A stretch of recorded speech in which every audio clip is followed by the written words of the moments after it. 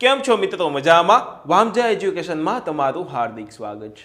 આજના વિડીયોમાં, આજના લેક્ચરમાં, આજના ટોપિકમાં આપણે ગુજરાતીનો સરસ મજાનો એવો નિબંધ જોવાના છીએ। આજના આપણા નિબંધનો ટોપિક છે મધ્યમ વર્ગની વિટંબનાઓ। અને મિત્રો આ નિબંધ જે છે તે ધોરણ 10 માટે મોસ્ટ આઈએમપી રહેશે, એટલે આ નિબંધને તમારે હલકામાં લેવાનો નથી, બરાબર?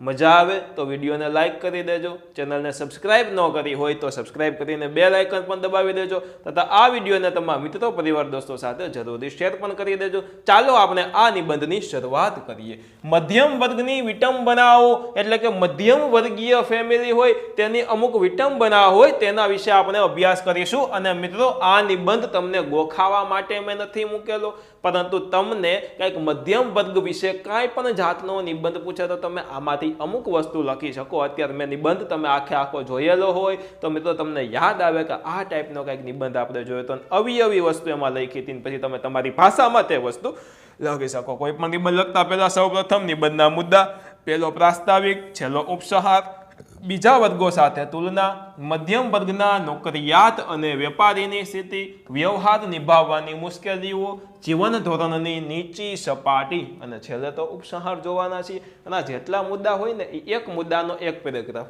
કંઈક આ બીજા વર્ગો સાથેની તુલનાના 2 પેરેગ્રાફ લખવા હોય તો એ મુદ્દામાં 2 અને આમ લીટો કરીને 3 આપણે લખ્યું હોય છે, એટલે કે બીજો અને ત્રીજો પેરેગ્રાફ તેના વિશે આવી રીતના આપણે લખ્યું હોય છે। તમને ખ્યાલ છે, બરાબર?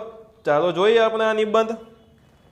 શ્રીમંત, મધ્યમ અને ગરીબ એ ત્રણેય વર્ગોમાંથી મધ્યમ વર્ગના માનવીની સ્થિતિ એ સૌથી વધુ કફોડી હોય છે, એટલે કે સૌથી વધુ અઘરી સ્થિતિ હોય છે। અનેક મુશ્કેલીઓ અને વિટંબનાઓની ભીંસમાં આજે સમાજનો આ બહુસંખ્યક વર્ગ પીસાઈ રહ્યો છે। બહુસંખ્યક એટલે કે વધારે સંખ્યા ધરાવતો વર્ગ છે તે પીસાઈ રહ્યો છે। મોંઘવારી વધે કે ઘટે એની શ્રીમંત વર્ગના લોકોને ખાસ અસર થતી નથી। ધનના અતિરેકમાં આરોટી રહેલો ધનિક વર્ગ મોંઘવારીને પહોંચી વળે છે। ગરીબ વર્ગને પણ મોંઘવારીની ભીંસ ખાસ અસર કરી શકતી નથી, કારણ કે ઓછી જરૂરિયાતો ચલાવી લેવા તે ટેવાયેલા હોય છે અને તેમના કુટુંબના લગભગ બધા સભ્યો કંઈ ને કંઈ કમાતા હોય છે અને સામાજિક મોભા કે વ્યવહારિક સંબંધો સાચવવા માટે તેમને ગજા ઉપરાંતનો એટલે કે પોસાય નહીં તેટલો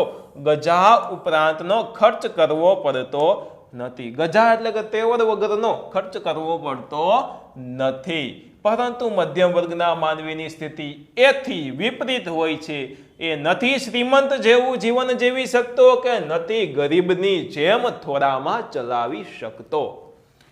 એ નથી ગમે તેવા કપડાથી ચલાવી શકતો કે નથી ફૂટપાથ પર પડી રહી શકતો। એને ગમે તે ભોગે સામાજિક વ્યવહારો સાચવવા જ પડે છે। મધ્યમ વર્ગનો માનવી સદા ન કહેવાય અને ન સહેવાય તેવી વ્યથા સહેતો રહે છે। સામાન્ય રીતે મધ્યમ વર્ગના લોકોની આવક બહુ ઓછી હોય છે, કારણ કે મોટા ભાગે આવા કુટુંબમાં એક જ વ્યક્તિની કમાણી પર આખું કુટુંબ નભતું હોય છે। એક કુટુંબ હોય 4, 6, 8, 9 જણા હોય અને માત્ર ને માત્ર એક જ વ્યક્તિની કમાણી ઉપર આખા કુટુંબનો જીવન ગુજારો ચાલતો હોય છે। અને તેમાંય નોકરિયાત માણસને હંમેશા શેઠનો ડર સતાવ્યા કરતો હોય છે, શેઠિયાઓનો ડર સતાવતા રહેતો હોય છે। અને જો તેની નોકરી છૂટી જાય તો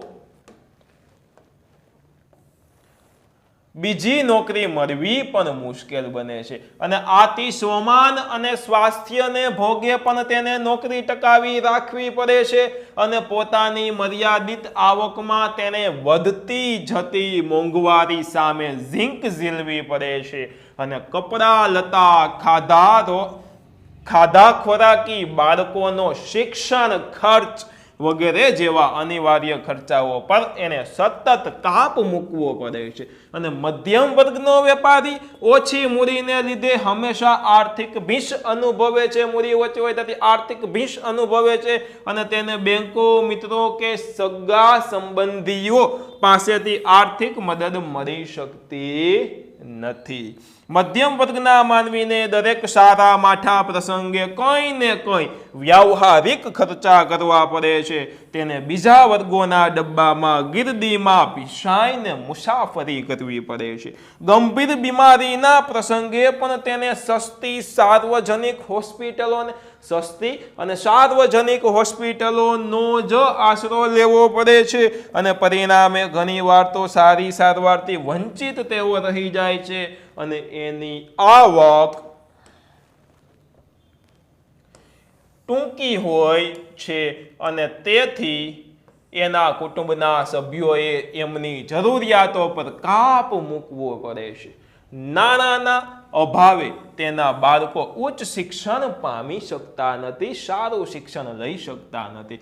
આથી તેઓ સતત લઘુત ગ્રંથિ અને માનસિક તાણ તેઓ અનુભવતા રહે છે. દિન પ્રતિદિન વધતી જતી મોંઘવારીમાં મધ્યમ વર્ગના લોકોની સ્થિતિ વધુને વધુ વિકટ થતી જાય છે અને સમાજનો વ્યવહાર સાચવવો કેટલો મુશ્કેલ હોય છે અને એનો વાસ્તવિક ખ્યાલ તો કોઈ મધ્યમ વર્ગની વ્યક્તિ જ આપી શકે છે.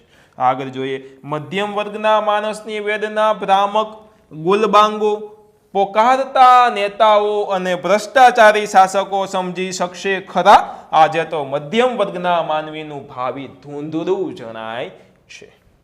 આમ છતાં સરકાર કોઈ સનિષ્ઠ પ્રયાસો કરે અને મધ્યમ વર્ગ પણ સામાજિક વ્યવહારમાં સંજોગોમાં અનુસાર પરિવર્તન કરે તો તેની વિકટ પરિસ્થિતિ કંઈક અંશે હળવી બની શકે.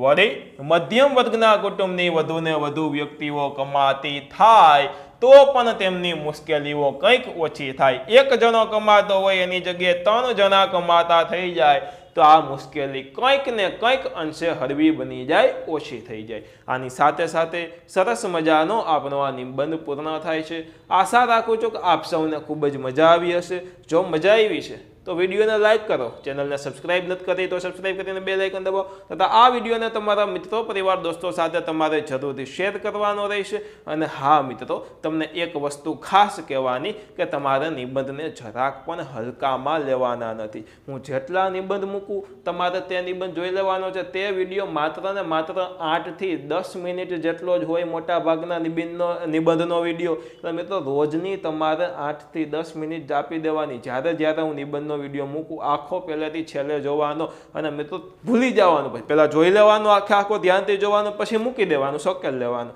પછી તમે મિત્રો પેપર સેટો સોલ્વ કરતા હોય ત્યારે તમે જોજો કે કોઈ પણ નિબંધ પૂછે અને એના અનુરૂપ આપણે ગમે તે નિબંધ તમને ભણાવેલો હશે તો તમને યાદ આવી જશે કે આવી ટાઈપનો હું કાંઈક લખી શકું અને તમે તમારી જાતે એકદમ સચોટ એવો નિબંધ લખી શકશો. એટલે મિત્રો નિબંધને તમારે જરાક પણ હલકામાં લેવાના નથી. ઓકે મિત્રો, ધન્યવાદ.